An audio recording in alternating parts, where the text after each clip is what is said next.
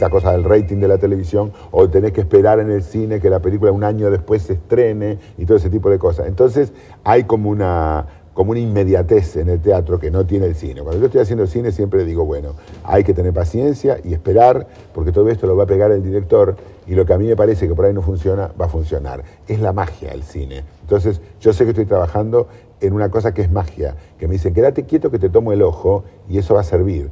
Y es algo tan diferente a la inmediatez y la dinámica del teatro, y además el resultado es tan diferente también, y la posibilidad que tiene el cine de viajar por el mundo, que no la tiene el teatro, desgraciadamente. ¿Se te ha ocurrido ir a la salida de un cine para ver qué comentaba la gente de una película que has hecho? Mirá, ahora ya no me conoce mucho la gente, ya me dice, hola Pinti, un bodrio, si me quieren decir algo, cosa que no me lo van a decir. Siempre me dicen que está bien, las veces que está, ¡ay, qué bien! Pero me hubiera encantado, sí, me hubiera encantado escuchar al público, ser mosca, digamos, y escuchar los comentarios del público. Pero desgraciadamente ya soy demasiado una facha muy conocida. ¿Qué te pasa con la tele? ¿Qué sentimiento te genera? La tele me genera un sentimiento muy especial. Yo no soy un gran adicto a la tele. Soy, por supuesto, porque como me gusta todo lo audiovisual, yo estoy mirando siempre la tele. La mejor manera de enterarse de noticias es mucho mejor, digamos, es mucho más expresivo que un diario, pero también al mismo tiempo mucho más selectivo que un diario. La imagen me la muestra determinada gente, con determinada filosofía, con determinada... En cambio, el diario lo interpreto yo. También tiene filosofía el diario, pero lo interpreto yo. Yo me mancho las manos con la tintita y yo digo, esto me interesa o no me interesa. La televisión me da todo procesado. ¿Y cuando eras joven, te enganchabas mucho con la tele? No. Porque ¿no eras de una generación de...? Para nada, porque yo era de la generación del cine. Entonces, la tele llegó tarde a mi vida. Yo me metí en el teatro independiente a los 16 años, 17. El teatro independiente exigía que nosotros fuéramos de lunes a domingo, prácticamente. Hacías la secundaria y hacías teatro. Era así tu vida en ese momento. Claro, entonces no tenía tanto tiempo de ver televisión. En mi casa hubo televisión recién en el año 1964. Mi papá no creía en la televisión mucho, entonces creía más en la radio, y mi mamá también. Entonces eran de la generación de la radio, ellos de la radio galena. Entonces yo no tuve televisión hasta el año 64. En el año 64 yo ya estaba metido en Nuevo Teatro, trabajando con Alejandra Buero, con Pedro Aschini, con Héctor Alterio, con toda esa gente, rompiéndonos el alma para hacer obras importantes. Imagínate, yo iba todos los días al teatro de 8 de la noche a 12 de la noche, los sábados y domingos teníamos función, así que era imposible seguir. Todo el mundo me hablaba de Cisco Kid, todo el mundo me hablaba de Dick Van Dyke, todo el mundo me hablaba de las grandes series de televisión, de La Patrulla del Camino, y yo no veía nunca nada de todo eso. ¿Y qué pasaba con tu familia? ¿Qué te decían del teatro? ¿Estaban de acuerdo o te combatían esa parte? No, ellos nunca me lo combatieron. Nunca estuvieron de acuerdo, pero nunca me lo combatieron. Es una familia muy especial también.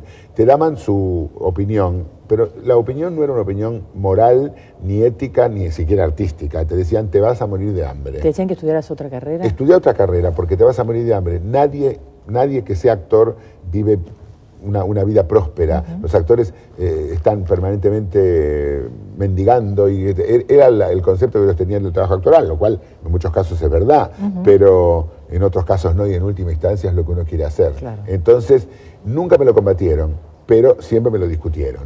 Mi papá murió mucho antes de que yo tuviera un cierto éxito, pero mi mamá murió en el año 1994, vio que yo había podido conseguir lo que yo quería. Pudo disfrutar lo que el nene había logrado. Lo que el nene había logrado, y lo comprendió, y estaba muy orgullosa, y toda mi familia estuvo muy orgullosa siempre de lo que yo hice. No me combatieron, pero no estaban de acuerdo. Tus amigos de aquella época, por supuesto, todos tenían que ver con lo que vos hacías, que era el teatro. No había ningún deporte en tu vida, ningunos amigos fuera de eso. Yo deporte nunca quise hacer porque era un gordo pesado, toda la vida fui lo mismo. Entonces a mí... Mira, yo vi fotos tuyas, estabas bastante delgado. Ah, sí, hubo épocas en el Mare Magnum me llevaron al Instituto de la Nutrición cuando tenía 7 años, 8 años. De los 7 a los 13 estuve ahí. Y después a los 15 volví a engordar, y a partir de los 15, 16 años, cada 2 años cambiaba de dietista. Por lo tanto, he tenido 25.000 dietas, y claro, he estado en momentos en que he estado con un palo, otros momentos en que no. Ahora ya hace más o menos unos 20 años estoy estabilizado, tengo un médico de cabecera maravilloso, que es el doctor Murúa, al que voy siempre permanentemente, y entonces estamos controlados. Pero el tema te pasa por la salud, ahora sí, básicamente, ahora no por lo estético. Hace 30 años atrás, no, uno creía que estaba en edad de merecer. Entonces uno estaba el kilito de más, que yo no era el kilito, sino las toneladas de más. Entonces eso te daba una... Pero de todas maneras, desde que empecé a hacer teatro, cuando ya me decidí por el humor y todo, empecé a preocuparme menos por la parte estética. No obstante lo cual yo pienso que todos los que nos gusta el teatro, nos gusta el arte, tenemos una tendencia a hacer lo más armónico posible. De todas maneras, uno refleja la realidad con sus personajes o con lo que haga. Y la realidad incluye gordos también, y flacos, y feos. Y entonces uno tiene que empezar a incorporar todo eso, porque si no estamos viviendo en un mundo muy consumista, muy asqueroso, y donde lo único que importa es la imagen exterior. ¿Qué te encontrás cuando viajas por el mundo? Porque sos la hormiguita viajera prácticamente. Viajo muchísimo, muchísimo, dentro de lo que puedo. Lo que pasa es que no soy una persona muy aventurera para viajar. Yo, por ejemplo, si estoy solo, hacer una excursión por Oriente, mucho no me interesa. Me gusta más... Te detengo, mira, esta foto. Esa foto pertenece a Pan y Circo, que es del año 1982, un espectáculo que a mí me encantó hacerlo, que dirigió Antonio Gasalla, y el vestuario y los maquillajes pertenecían también a Antonio. Era la historia del mundo. Este era el marqués que decía, el marqués adoré, porque adoraba todo. Era un sátrapa que estaba de acuerdo con el rey, y después estaba de acuerdo con la revolución, y después estaba de acuerdo con Napoleón, y después estaba... Y todo adoraba a los pobres, adoraba a los ricos. Esto en el año 1982 fue una especie de prólogo de lo que significa la política de los panqueques, que está tan de moda, de la gente que se da vuelta en el aire y puede decir una cosa. Y este marqués, y aquí estaba flaquito, pesaba 82 kilos, este marqués era un desgraciado que iba pasando por la historia del mundo cambiando de ideología. Volvemos a los viajes. Sí, los viajes, te digo, yo no soy muy aventurero de ir por meterme, por ejemplo, un safari, que lo haga tu abuela si quieres. ¿Te gustan más los viajes culturales? Me gustan, sí, pero los viajes a donde yo conozco. Ajá. A donde yo conozco. Yo conocí toda Europa y Estados Unidos, muchas ciudades, yo siempre repito ahí. Tengo amigos por todos lados, entonces me gusta Roma, me gusta París, me gusta Barcelona, me gusta Madrid. Y todos los años te esperan, ¿no? Claro, en eso también soy tradicionalista, como la pizza y las empanadas y la milanesa con puré, ¿te das cuenta? Me gustan esas ciudades maravillosas que le gustan a todo el mundo. Londres, París, Milán, Roma, Florencia, Venecia, Madrid, Málaga, Santiago de Compostela, es maravilloso. Y lo que uno ve en el mundo, hoy, acá también estaba flaco, mira vos. Y esto fue del año 89, había cumplido 50 años recién, y creía que nunca más iba a volver a engordar, pero nunca hay que decir nunca.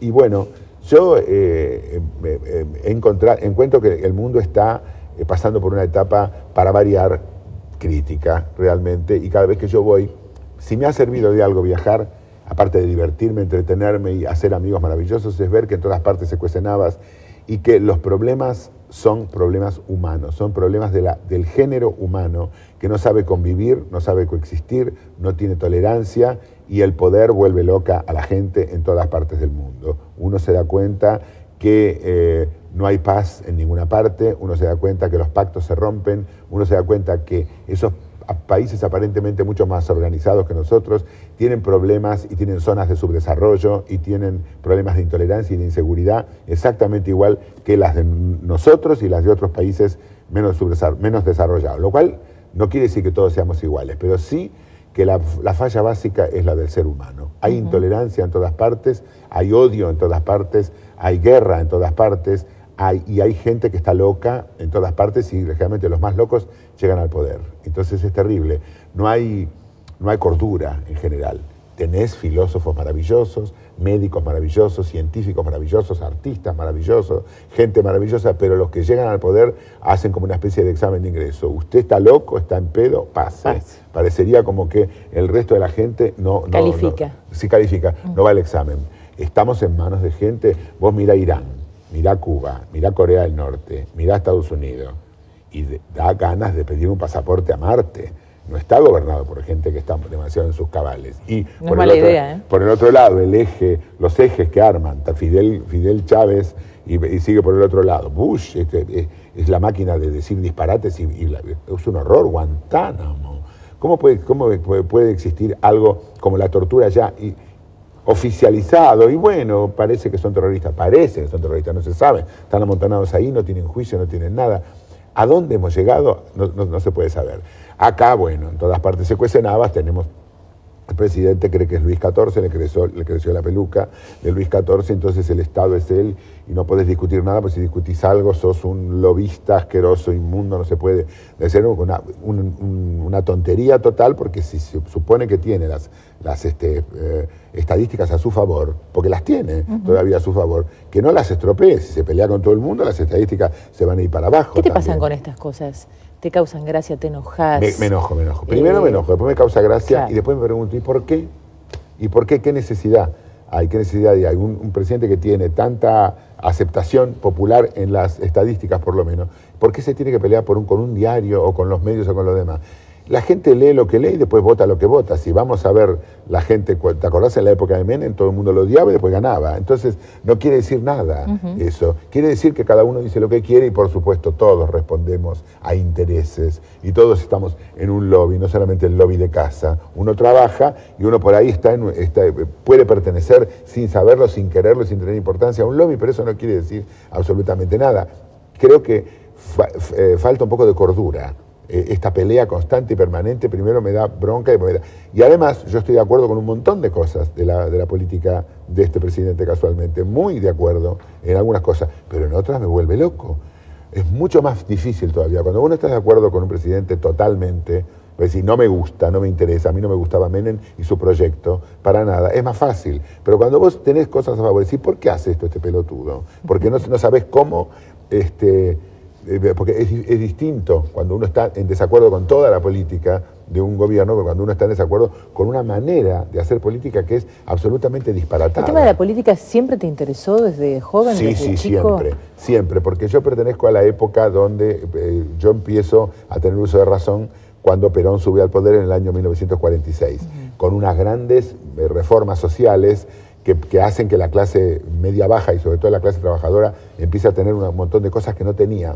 Y yo entonces empiezo a ver, porque tengo una parte de la familia peronista y una parte de la familia antiperonista, y las partes de la familia pertenecen a sectores más bajos o más altos. Y entonces ahí me empiezo a dar cuenta que la gente habla por cómo le va, no por lo que es. Entonces empiezo a ser equidistante, empiezo a decirme, no es como dice Perón, pero tampoco es como dicen los gorilas. No es como dice este, pero tampoco es como dice el otro. Y así me fui acostumbrando a una posición centrista, que hoy en día vos acá decís centro y es centro izquierda o es centro derecha, no existe el centro.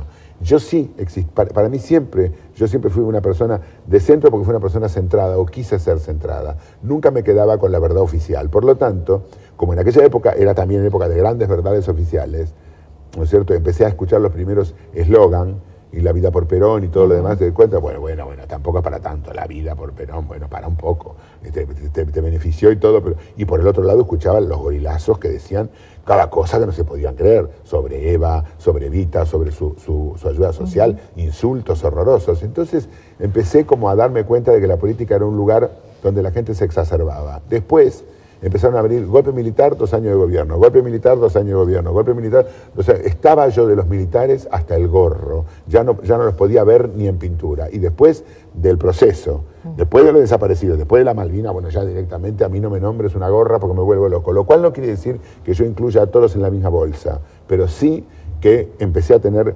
prevenciones. Y entonces empecé a ver que el valor de la democracia es un valor que se gana las 24 horas del día.